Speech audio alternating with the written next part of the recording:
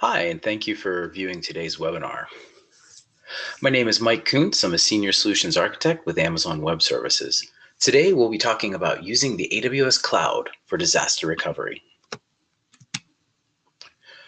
We'll start off by talking about AWS Overview today for those that aren't familiar with it. Then we'll cover the basics of disaster recovery. We'll look at why you would want to use AWS for disaster recovery. Follow that up with common disaster recovery architectures and approaches. And then finally, we'll look at other AWS services that can be employed in your disaster recovery scenarios. So first, we'll take a look at an AWS overview and the AWS global infrastructure. Amazon Web Services is comprised of 18 regions, 49 availability zones, and over 100 edge locations. This global infrastructure continues to grow at a pretty good clip over time. Just in the last week, we announced another region in Paris offering 3 more availability zones. For customers in the US, the availability zones and regions that are of use, Northern Virginia, Ohio, Oregon, and Northern California. We also have a GovCloud region that's available, and then a second GovCloud region, which is coming online later in 2018. When you take a look at an AWS region, it's an independent and separate geographic area. They're isolated fault zones between and security zones between multiple regions. When you put your data into an AWS region, we don't move it. It'll go into one of the availability zones that you pick, and we'll talk a little bit more about availability zones here in the next slide. Each customer can go and pick their own region to put their data and compute resources into. Using this design, you'll see that it helps enable highly available architecture. Every AWS region is at a minimum going to have 2 availability zones, and in most cases, it'll have 3 or more. For example, if you look in the Northern Virginia region, you'll see that we have 6 availability zones there. Availability zones, conceptually, you can just think of as a data center, but in reality, they can actually be multiple data centers and facilities to make up a single availability zone. Each availability zone is isolated from one another within that same region. This allows them to be independent failure zones. So they're physically separated by miles. They're on separate low-risk floodplains. They have their own power and UPS infrastructure and backup generation facilities on site. There's no such thing in AWS as a disaster recovery data center on top of it. They're just always on and built for continuous availability. Now, customers can use AWS as their disaster recovery data center. Some of the basics on disaster recovery. So when you look at AWS for disaster recovery, some of the key things that you want to look at. The first one's high availability. Do you need to keep your applications up and running 24/7? Are you looking for backup? You want to take your data that maybe you're storing on-premises to tape or disk libraries. You want to move that up to the cloud. And then with other forms of disaster recovery, long-term archival. So when you start looking at disaster recovery, you want to look at your business continuity requirements. And these fall into pretty easy scale on when you look at RPO and RTO. RPO is the recovery point objective, or how much data loss can be tolerated. Is it 0 data loss? If you lose 15 minutes of data, what's acceptable for your application? Same thing, RTO, or recovery time objective. How quickly do I need this service or data to be recovered? Is it just a minute? Does it need to be immediately available? Can it wait for 4 hours, possibly a day? Each customer has their own requirements, and these are usually tiered across multiple applications. So when you look at, transactional databases, you may not be able to incur any data loss. But if it's a batch load system where you're taking transactions that are already stored in another database, you may be able to lose 15 minutes or an hour's worth of data. Similarly, your recovery time objective is going to vary off different tiers of applications. Customers may view email at a different tier depending on the customer base. For some customers, email must always be up and quickly available. For some customers, they can take a lag in recovery time for email, say 15 minutes to an hour, to switch over to another system. We offer 4 levels of DR support across multiple availability and complex architectures. Starting over on the left side here, we'll look at backup restore. This gives you an RPO and an RTO of hours. It's lower priority use, cost is pretty insignificant, and it allows you to use solutions like S3, which are a simple storage service. I'll talk a little bit more further on in the webinar. Moving over to the right in the scale, we have a pilot light architecture. This is very similar in the idea of a pilot light on a gas stove. You know, this little flicker of flame that's sitting there running.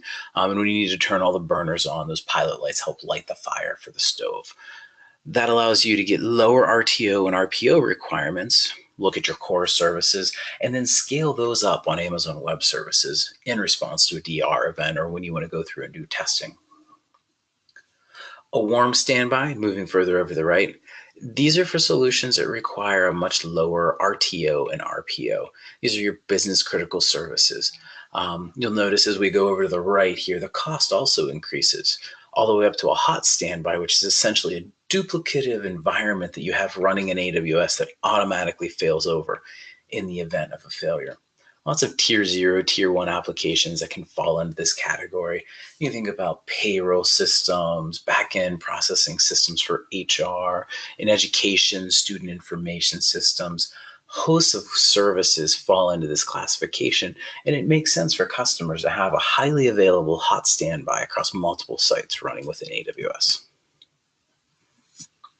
Some other common examples of these RTO, RPO scales for applications. So if you look at a longer RPO, RTO, a back-end reporting system in a database, like a data warehouse, that actually pulls in data from multiple other data sources. Since it's already pulling in that data from multiple data sources, data marts, and it's refreshed on a daily basis, if that system were to go down, you could go and pull that data back in. So this is a longer recovery time objective, and that recovery point objective is also since it's pulling in data that's already out there. Moving further over to the right, when we look at RPO and RTO down to minutes, these are scheduled process systems. So maybe a customer resource management system, something that can take a bit of a delay in failure to fail over using that pilot light scenario. Moving over to the right, something that needs an RPO or an RTO of seconds might be an email system. So again, depends on the customer and the priority and where they tier their email systems at. You might only be able to handle a couple seconds of downtime on your email system and little to no loss of data. This would be that warm standby running in AWS. And then for the smallest RPO, RTO, really real time, this is going to be all the way over on the right. This is a active failover configuration that you have running in AWS, and it's essentially a duplicate of your environment. We also have customers that will go through and do this in multiple AWS regions. So in the event of a failover, disruptions, they can go through and split this and fail over to multiple AWS regions. So why would you want to use AWS for disaster recovery? When you take a look at doing on-premises in AWS for disaster recovery, a couple things that are really important to point out. The first one's around CapEx. So if you're going to build out another data center to be your disaster recovery data center, that's a large capital expenditure that you need to go and do up front. With the dynamic and elastic nature of the cloud, by going through and building your disaster recovery site or sites on AWS, it allows you to get a very low capital expenditure up front. So you don't have to build out this giant infrastructure to sit there as an insurance policy. You can go through, fail over when you need it, scale it up, and then you're only going to pay for the services that are used. Services like compute, for example, are billed in an hourly or minute increments. So for the idea of a disaster recovery test, traditional on-premises disaster recovery is always going to have a set of servers and storage that are always there, consuming time, space, and resources. You would have paid a large upfront capital expenditure for, and they're sitting there idle in case you go through and need them. To do a disaster recovery test, you would go and fail these systems over to your DR data center. Using AWS, which you can go through and do, is you can actually spin those resources up on demand, restore the data, and then turn them back off when you're done. And since you're only paying for those services when you're using them, it really takes that capital expenditure down to very low dollars that you don't have to worry about sitting idle.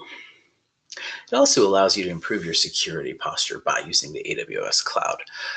Things around data retention, security, I'll talk about more depth as we go through the presentation here.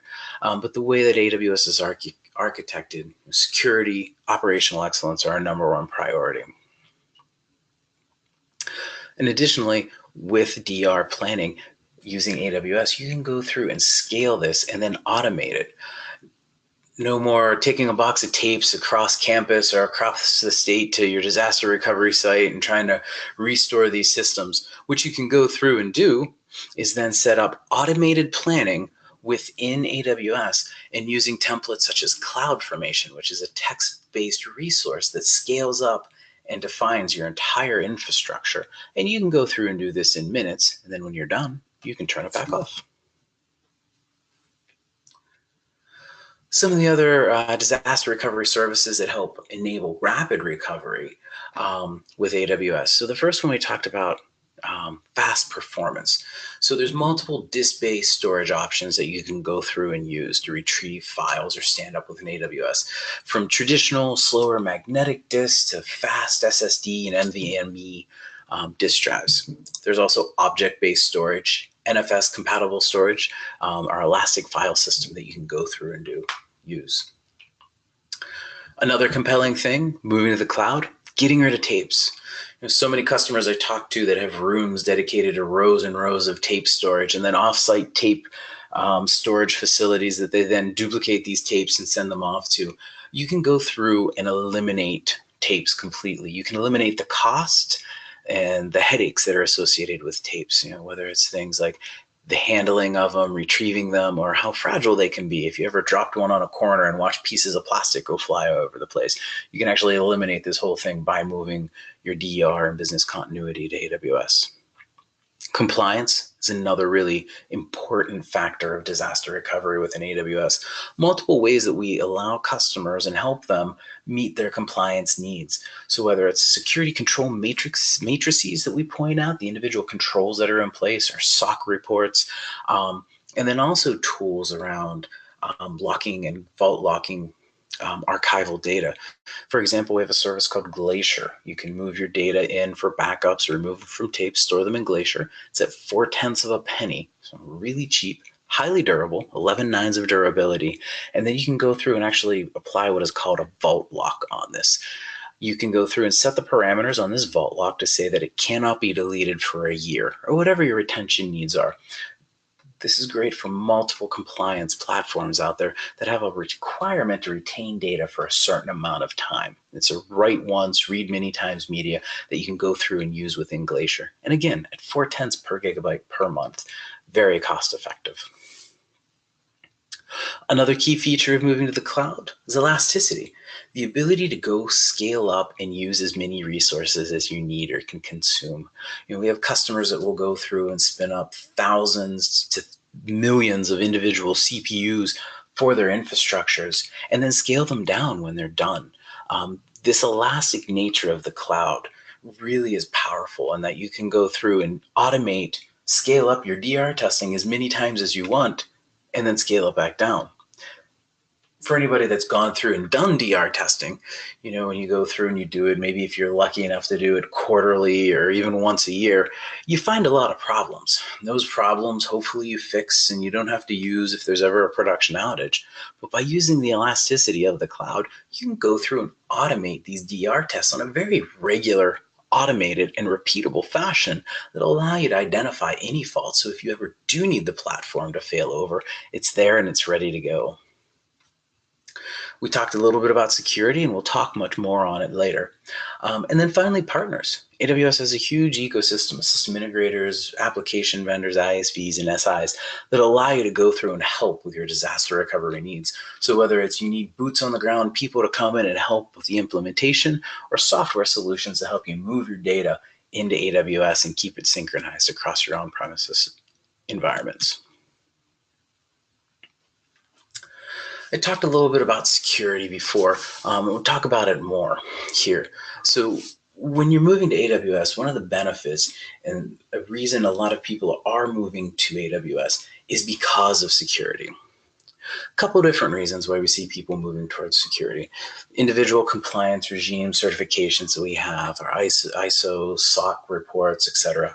But really our approach. We have what's referred to as a shared security, shared responsibility model with our customers. The easy way you can go and look at this is they're the things that are responsible for the customers and the things that AWS is responsible. The easiest way to look at it is from the hypervisor down to the ground, AWS is responsible, and guest operating system up, customers are responsible. So customers are still responsible for items such as, patching your operating system, application password management, things of that nature. AWS is responsible for that physical security of the data centers, the network, the hypervisor that the guest operating system, the underlying storage systems, the disks. So an example I always like to point out when we talk about disk management, disks do not leave AWS data centers. Even if we were to go in and have a drive that was defective, we won't go and return or RMA them. We actually destroy them on site. So we'll go through, do the DoD and NIST standards for spinning magnetic disks, and then similarly for SSD drives. Take those standards and apply them, and then we shred the disks on site to have them sent out to be recycled. It's a very easy binary decision to make that no disk shall ever leave an AWS data center. Another thing that helps us increase our security posture and helps you increase that security posture with using AWS is the size of our AWS securities. So when you think about the scale that AWS operates, I mentioned 18 regions, this global infrastructure, over millions of active customers per month. As a security professional, if there's a place in the world you'd want to go work, it's at AWS, really to work on the size and scale of the infrastructure around AWS. Our security teams follow the sun and are able to take advantage of this large ecosystem and customer presence that we have in place. And then finally, visibility into your systems. Several systems that we make available to help you log and audit your resources. One service we refer to a lot, CloudTrail. This service, enable it on your account. It allows you to go through and see everything that a user is doing within the AWS ecosystem. So all of the API calls, clicks in the console, the web console that you're going through, this is logging that information that you can go back and view. And again, these logs can go and be retained for as long as you want. They can be encrypted, stored off into another AWS account to isolate them out from the individual users. Lots of great features here on security to really help out our customers. For compliance, several accreditations. When you go into your AWS accounts, most of these are going to be available for you to go through and look at. So the SOC reports and ISO reports in there. Online, our Security and Compliance Center has a lot of information as well. I mentioned GovCloud. So if you have workloads that need to be ITAR compliant, you can use GovCloud in the US. For medical centers and customers that are dealing with PHI, we have BAAs that we will sign with customers. Several others, accreditations and certifications that I don't have listed here. So if there is one that you're interested in, you want to know, does AWS provide this? Please reach out to us and let us know. That we have them up on our security, accreditation, and compliance sites, but the number is becoming too numerous to fit on one slide here. So talk briefly, a couple case studies on disaster recovery. The first one is the city of Asheville. So when we were talking to the city of Asheville, they were inspired to really rethink their offsite DR strategy after Hurricane Sandy. We have a case study online that talks about how they went through and implemented their DR strategy with AWS. We also have another one available here from Haven Power that you can go through and read. Up on the solution/case study site is a list of all AWS case studies. So around infrastructure, storage, and you can actually go through to the disaster recovery website and filter and focus in on just disaster recovery case studies. And it's a big process, but it's not an all or nothing process. So you want to go through and start somewhere and scale up. When we talk about disaster recovery with customers, we usually work with them to identify one or two workloads that make sense to use a disaster recovery system into AWS. The idea of taking your entire data center all at once as a disaster recovery site might be a bit overwhelming for a lot of customers. So we really focus in on a couple key applications where you're going to see the benefits of this. Workloads such as removing tapes from your infrastructure are a very common first workload that we work with customers on. So now we're going to take a look at a few disaster recovery approaches. The first one is traditional backup and recovery. This is that lower RTO where you're looking at taking your backup infrastructure and moving it over to AWS. These are the traditional workloads that, tape-based for backups. They might be disk-based, but really what you want to go through and do is get rid of that ongoing, capital expenditure for tapes and drives and silos and individual devices and hardware platforms that you need to have in your data centers, and start backing up to the cloud. Start backing up to AWS S3. S3, the simple storage service, is a highly scalable object storage. Objects range from a single byte all the way up to 5 terabytes in size. S3 holds trillions of objects currently, and peak we see operating at millions of transactions per second. Nearly infinitely scalable system that grows over time with 11 nines of durability. When you do the math on this durability, that is 10,000 objects stored in S3 for 10,000 years, the possible incurred loss of one single object. This is an incredibly high level of durability. How we obtain this durability is by taking that object when you go and write it into S3, and we copy it into 3 individual facilities within an AWS region. So that way, even if there was a loss of 2 facilities, you're still going to be able to recover your data. This is how we get this 11 nines of durability. Services like Glacier, which is a lower cost tier that you can move your storage into, also have that same level of durability. S3 also support, and Glacier also support encryption at rest and encryption in transit. So you want to make sure that your data is secure. Elastic Block Store, these are the volumes or LUNs that are attached to your individual servers. So this is block level storage device that get attached to those running virtual machines within AWS. So similar how LUNs would be provisioned from a SAN, it's a similar idea in what you would see here. Traditional model, looking at backups with S3, allows you to go through and take your existing data, existing backups or backup software that you have within AWS, and then move that into S3 to replace tapes. A lot of common traditional backup software has native integration to S3. So companies like Commvault or services like NetBackup have the ability to write natively directly to S3. So what you would do, you take your traditional backups, and instead of pointing them at a tape silo or tapes, you would actually go and point them S3, and your backups will then just move out to S3. You can also still do tiering. So if you have a local disk pool that you want to write data backups to for the first few days and then copy that up to S3, you're able to do that as well. For the software that doesn't support native integration directly to S3, multiple options there. So we have a storage gateway service that will allow you to do a virtual tape library, or VTL, that almost all enterprise backup software is going to be supported and go through and use. And this allows you to use the storage gateway as an intermediary to get your data up into S3. There's also hardware appliances by several partner vendors out there that will do this same integration. Just taking a look of what this data storage up in the cloud looks like.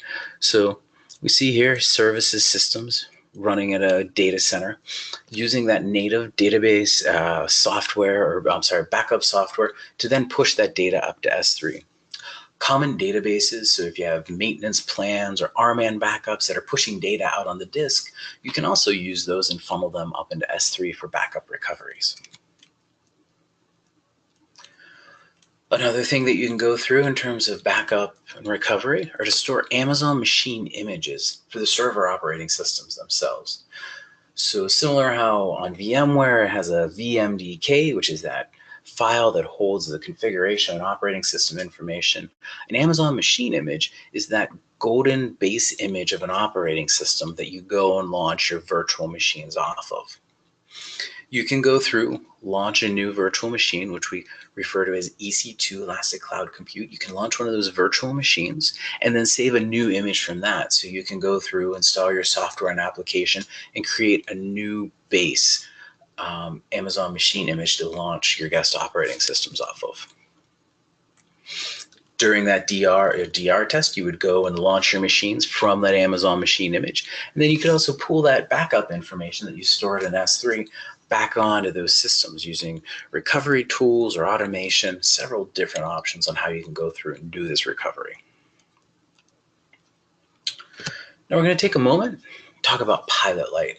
I mentioned this earlier. The idea of a pilot light architecture here is like a gas stove. You have the little pilot light flickering there, and then you go turn on all the burners on your stove, and that pilot light lights the flame for all of those burners.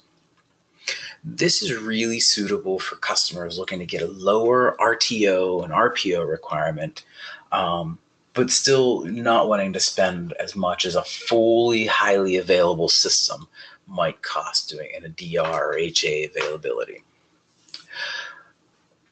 Multiple customers here will go through and do a data replication and have the servers sitting there idle, or smaller scale servers running to do the data replication, and then scale them up using the elastic nature of AWS when they're needed.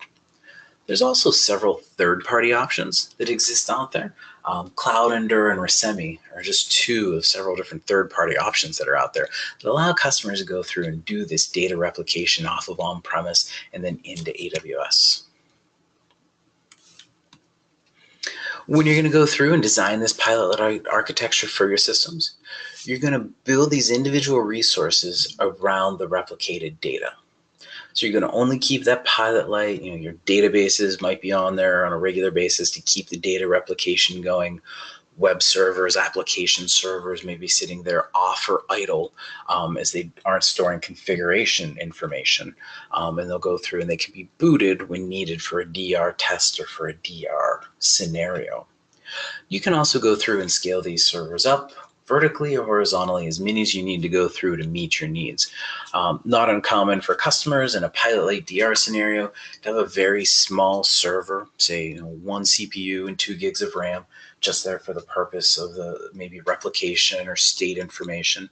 And then in the event of a DR scenario, whether it's a test or an actual DR scenario, they can go through and change and scale up the size of these servers to be, match whatever's in the current infrastructure. So if that's 4 CPUs and 8 gigs of RAM or whatever, 16 gigs of RAM, whatever the case may be, you can go through and scale those up. Then after your DR event, your test, you can go through and scale those back down. Here's an architecture diagram looking at what a pilot light scenario looks like. So we have those Amazon machine images over on the left and the Elastic Block Store volumes that are there.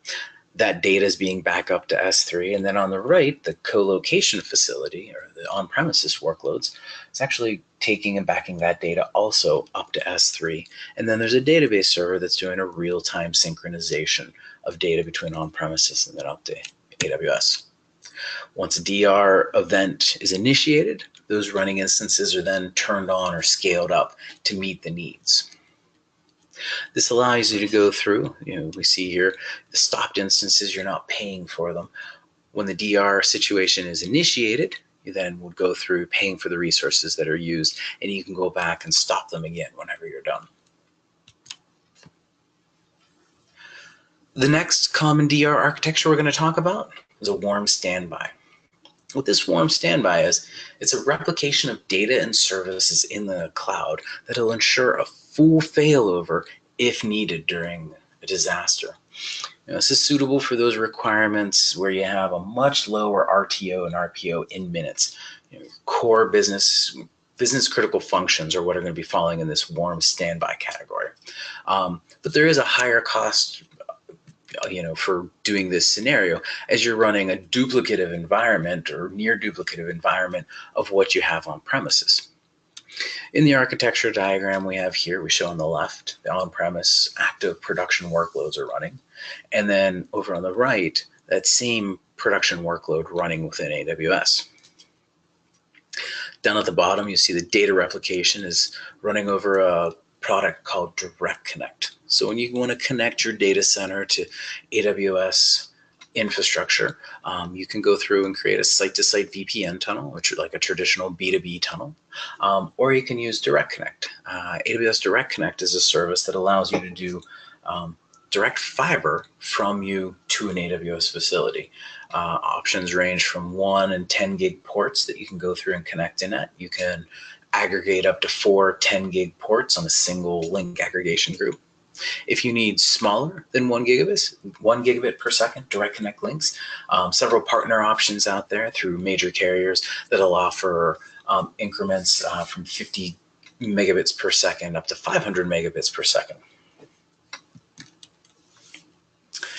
And then the final DR architecture we're going to look at, this is a hot standby. This is a full replication of your environment that's sitting there running, ready for a failover during a disaster. This is going to be an immediate failover where you need to have an RTO and RPO of 0. These are for your most critical business applications that are running. Customers that do this are doing it also multi-site across multiple AWS availability zones and even AWS regions. This is the most costly of them because you're running fully duplicative environments across multiple regions or multiple facilities. Quick architecture diagram here. No surprises here. It's showing exactly the same thing on the left side and the right side, which is what the idea of this hot standby architecture is going to be, since it's a duplicative environment. Okay, so talked a lot about architecture, security, and overall AWS platform and the benefits of the AWS cloud. I want to talk a little bit now about some of the other AWS services that can be used. One of the key things on these DR exercises is how am I going to migrate that data up to AWS? How am I going to get that from my data center into AWS? When we look at these migrations of data, they usually involve a few different types of resources. There's usually the server piece, right? Getting the operating system and that configuration state from your on-premises data centers to the servers running with AWS. There's usually a database component somewhere in these applications, a backend data store, a source of truth where these applications are putting their information. And then there's also data involved as well. So whether this is configuration information, files for the application, that data also needs to be migrated into AWS. And this is where a tool like AWS Migration Hub really comes in handy. What this allows you to go through, the traditional things that you would do as migrating or moving some of this data up into AWS. So it allows you to go through, discover the applications and data that's being used. So there's agents or agentless that you can go through and deploy in your infrastructure. And Migration Hub allows you to go through and track these changes over time. So as you go through, figure out, keep tabs on where your data and your services are actually being migrated over time. Tools that are integrated into the AWS Migration Hub, services like AWS Server Migration Service and the AWS Database Migration Service, both of which I'll talk about here in a little bit. And then also third-party migration tools. I mentioned Cloud Endure or Semi earlier, and then Adadata is another one. They actually integrate in with the AWS Migration Hub. So if you're using these third-party tools to help migrate that data over as part of your DR strategy, they hook right into the AWS Migration Hub. So you have that single pane of glass where you can go and look at the data as it gets moved up. This really helps improve your visibility. It gives you a central place to track all of this. As there's multiple, tens, hundreds, thousands of applications and workloads across a customer base, this is an easy place to go and track all of that. You can also control access, so you can give partial views to customers or business owners that want to go through and look at the information. And it really allows you to kind of focus in that single place on migrating those servers, databases, and application data up. The next service I'll talk about here is Server Migration Service. This service ties in with AWS Migration Hub that I mentioned earlier, and it allows you to move your VMware VMs, and we announced recently this week Hyper-V virtual machines into AWS. This goes through as an agentless VM migration. So it'll go through, copy the data from your on-premises servers using the service into a target Amazon machine image. It'll go through and copy and capture incremental changes that are made to these virtual machines and transfer that over to AWS. This allows you to go through and maintain state over time. And since this is going to an Amazon machine image, it's not a running virtual machine. So you're only paying for that storage of the Amazon machine image on the other side as you go through and migrate this data up. Another service in helping with your DR, disaster recovery plans, to help you migrate your data into your DR site is the AWS Database Migration Service. Database Migration Service allows you to easily and securely copy your data out of your databases into AWS. Wide variety of database platforms that are currently supported today. When you're looking and going through and using the database migration service, if you're doing it for just the purpose of disaster recovery, most customers would go through and do a like to like. So if you're using, an Oracle 12G or Microsoft SQL Server specific version, you would go through and keep that specific version on the other end for your DR. You want to have as seamless a transition as possible. One thing that some customers are looking at, not only just in the DR space, is moving that data out. So if you're in a traditional relationship with a database vendor that may not be treating you really well and you want to get off of that platform, database migration service is actually there to also help move from platforms. So say you wanted to move from Oracle to Postgres or Oracle to SQL Server, you can go through and use the database migration service to help with that migration. For the purpose of today, we're talking about disaster recovery. The migration service is something you can easily go through and use. If you don't want to rely on the expense of traditional software packages and commercial vendor support on doing database replication. And then finally, we'll talk about the data component. So we talked about how to migrate our servers. We talked about how to migrate our databases. And now how are we going to get that data up to AWS for our disaster recovery scenarios? We have a couple different tools that we can go through and use here. The first one, over the wire, copying that data up over your network. You can definitely do that, but sometimes that's a little difficult depending on the size of the data or limiting factors, maybe your network bandwidth at your data centers or facilities. This is where Amazon Snowball and Snowball Edge come into play. This allows you to do petabyte scale data transport. These are appliances that we ship to you. They arrive at your data center. You can go through, plug them in, they get an IP address, and then you can go through and start copying this data onto them. When you go through, copy the data, it's going to be encrypted. So you put a manifest file, select encryption keys, and the data will be encrypted on the Snowball device. I just brought up a picture here of what one of them looks like.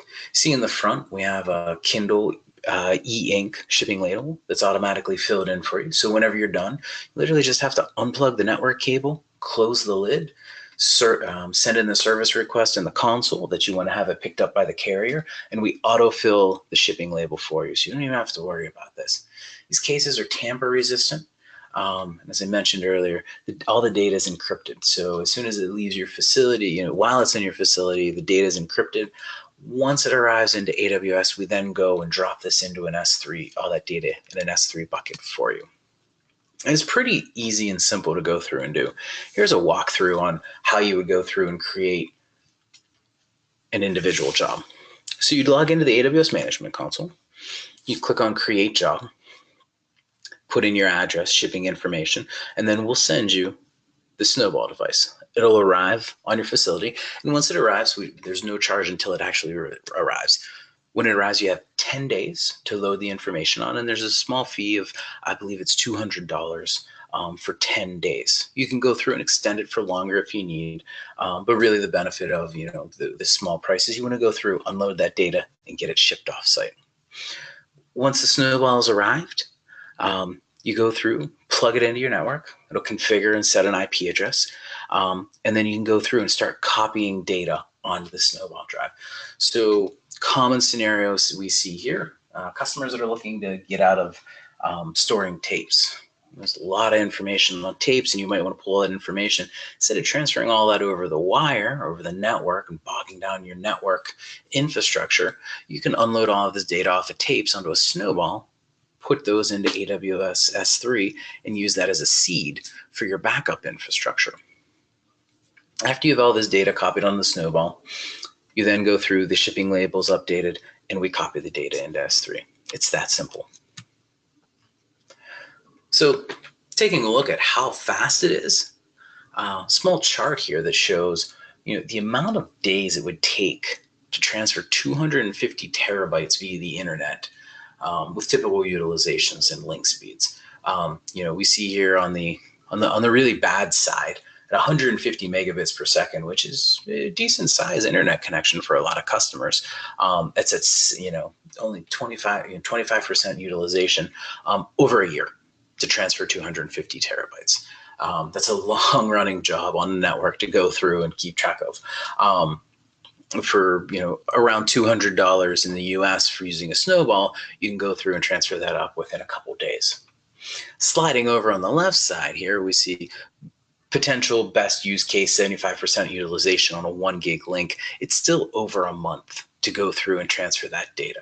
So for customers, even if you don't have 250 terabytes, it could be 50 terabytes of data or smaller. When you look at how long it would take to go and then potentially babysit a long running network job, it's a really easy solution to get your data up and over and protected. And remember, this data is put into S3, so it's durably, 11 nines of durability is now how your data is going to be protected once it's up there. And then finally, the last data transfer service we have is Amazon Snowmobile. This is literally, we back a semi-truck up to your data center to help you move your data. It can transfer up to 100 petabytes of data, and it's delivered in a site-like container. We'll go through, we'll give you high-speed networking connectivities to go through and connect your data center. It'll then appear as network-attached storage in your data center. You can go through and begin to transfer that data. And again, just like Snowball Edge, the data is going to be encrypted. Once the data transfers over, we're going to unplug it, and we're going to drive to the data center facility, the AWS region that you've chosen, and start unloading that data into AWS S3 or Glacier.